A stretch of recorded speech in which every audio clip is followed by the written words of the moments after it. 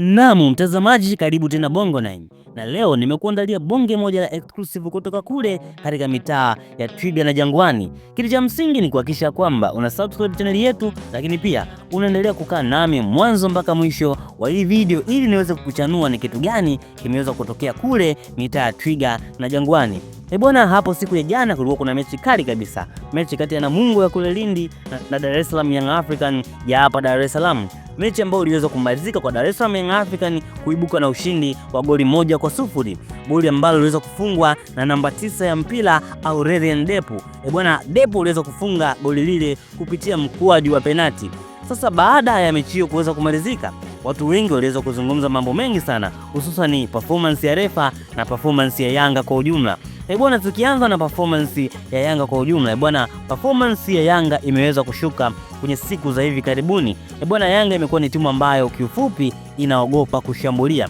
Sasa watu wengi wamekuwa wakijiuliza maswali mengi. Je, huo ni mfumo wa kocha ama klabu ya Yanga wachezaji wake wameweza kuchoka? Lakini sisi kama Bongo9 tukiangalia kwa jicho la pili, basi tunakuja kugundua ya kwamba huo ni mfumo wa kocha wa timu ya Yanga. Kocha wa timu ya Yanga anahitaji timu ije ili yeye aweze kupiga counter attack ili aweze kushinda magoli mengi.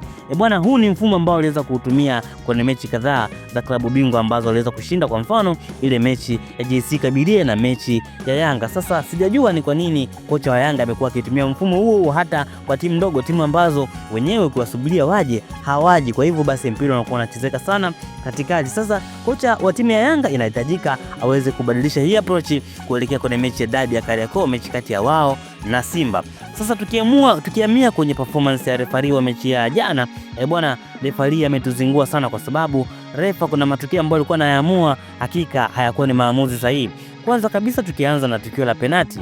Bwana, penati ya Yanga kifupi kabisa, ukiangalia kwa jicho la tatu, ukiangalia kimpira, ile haikuwa penati kabisa, kwa sababu kijana ambaye alikuwa na mpira inapo namzungumzia Maxim Pia Nzengeli hakuguswa kabisa. Bwana, ile haikuwa penati.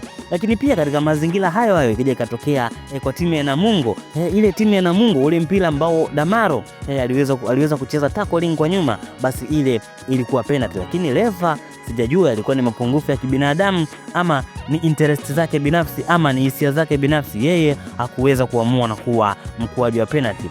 Bwana, hayo ndio mambo ambayo yalijiri kwa siku ya jana. Hayo ndio mambo yaliyojiri kwenye mechi ya jana kati ya Namungo na timu ya Yanga ya Dar es Salaam, Yanga ya hapa Dar es Salaam. Bwana, hii ni Bongo9, na ndugu mpenzi mtazamaji, naomba nikukumbushe tena kwa mara nyingine tena, usisahau kusubscribe channel yetu, lakini pia kulike, kucomment, kushare na watu wengine ili na wao waweze kuiona video hii. Ulikuwa nami presenter wako Richmo TZ, mpaka wakati mwingine kwenye mambo mazuri kama haya.